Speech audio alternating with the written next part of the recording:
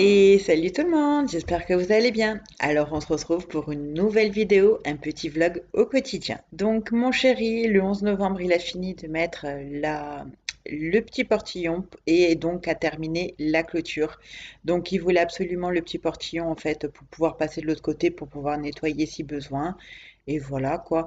Donc c'est déjà pas mal. Là on a bien avancé. Donc là tout ce tas de terre, il va falloir qu'on le mette dans le trou là-bas parce que le terrain n'a pas encore, il n'est pas encore bien aménagé comme on aimerait, mais en même temps, il faut beaucoup de temps.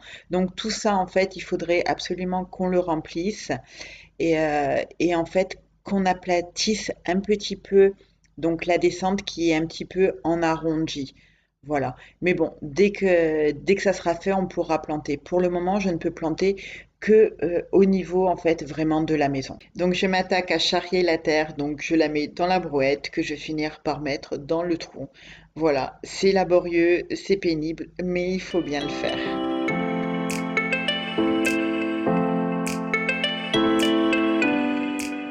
Donc voilà ce que ça donne, ça fait beaucoup plus propre. Du coup, ça nous permet de beaucoup mieux imaginer en fait les projets qu'on a dans nos têtes.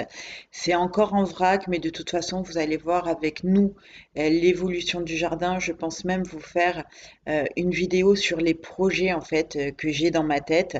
Et comme ça, j'aimerais beaucoup avoir vos avis, vos idées, vos conseils. Ça, c'est toujours bon à prendre. Ensuite, le soir, j'ai commencé à m'attaquer aux meubles, aux futurs meubles d'entrée. Donc là, le but, c'est de le décaper. Donc on a fait un test en fait avec le décapeur thermique. Ça marche bien et au moins ça pollue pas. Bien que ça doit consommer énormément d'énergie, mais il vaut mieux quand même ça que les produits chimiques. Donc voici à quoi ça ressemble. En fait, ça ressemble vraiment à un sèche-cheveux, tout simplement, sauf que ça chauffe hyper fort. Donc là, je chauffe à 660 degrés, c'est le maximum. Donc il suffit simplement de venir rapprocher le décapeur thermique en fait du meuble en essayant de ne pas le brûler, ce qui n'est pas vraiment évident. Donc la peinture cloque et c'est à ce moment-là qu'il faut gratter en fait. Donc c'est laborieux, mais j'ai hâte de voir ce que va donner le résultat. Donc là, on a bien avancé, on a fait tout le dessus. euh, c'est déjà pas mal. C'est franchement déjà pas mal.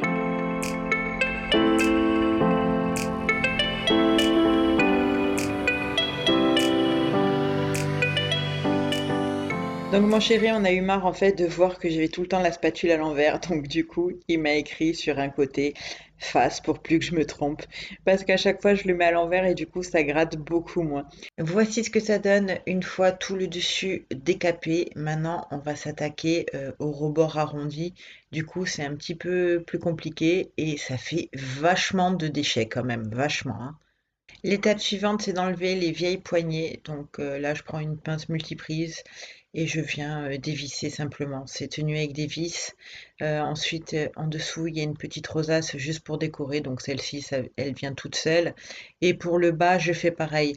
Cependant, pour le haut, en fait, la vis, elle est carrément encastrée dans le meuble. Et du coup, j'ai pas réussi. Donc c'est mon chéri qui a pris le relais. Parce que lui, il a plus de technique que moi quand même, hein.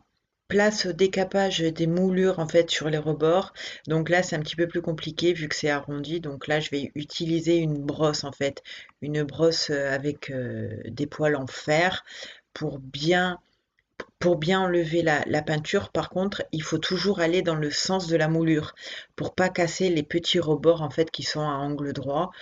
Voilà, donc là aussi c'est laborieux, mais il faut ce qu'il faut. Et voilà ce que ça donne. Donc là, on a fait tout le dessus. Du coup, il reste encore pas mal de boulot, mais du coup, on voit le bois qu'il y a dessous. C'est du contreplaqué, mais c'est pas grave. Et puis il y a toujours Bouni qui est près de moi, qui qui chasse un peu, qui est intriguée par les bruits, mais bon, voilà, je l'accompagne encore, je la laisse pas trop seule, j'ai un petit peu peur quand même encore. Le 12 novembre, c'est là où je vous ai filmé ma vidéo en fait sur le rempotage des boutures que j'avais reçues de Sunny Plant. Donc voilà, je vous laisse avec les images si jamais vous n'avez pas vu la vidéo, comme ça, ça vous donne une petite idée.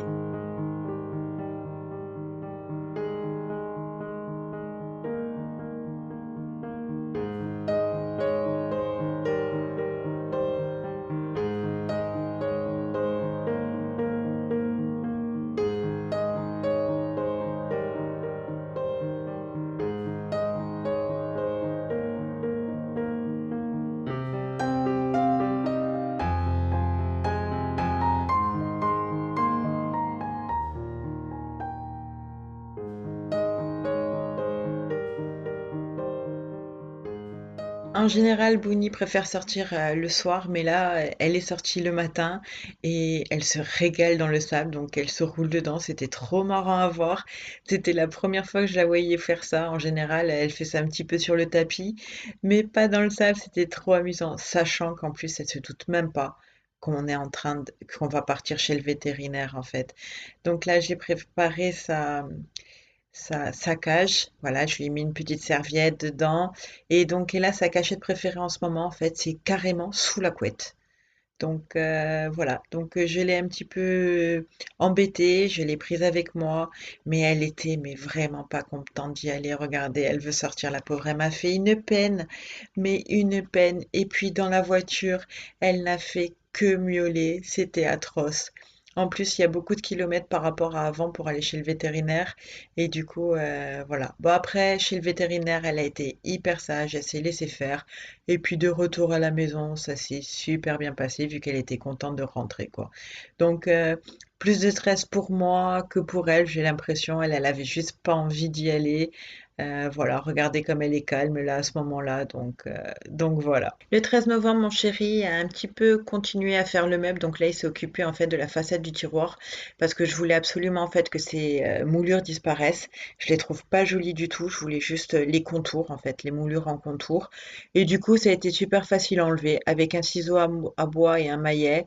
Ça a été vraiment facile là. Donc après, il a suffi juste d'enlever les petits clous. Voici ce que ça donne pour l'une des deux portes. Donc pour celle-ci, il n'y a pas eu de dégâts, il n'y a pas eu de soucis.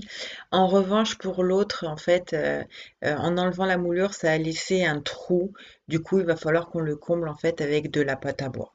Le 14 novembre, mon chéri a décidé de revernir en fait les pieds des tabourets parce qu'il estimait en fait que c'était pas du tout la même couleur que les pieds de la table, ça le choquait.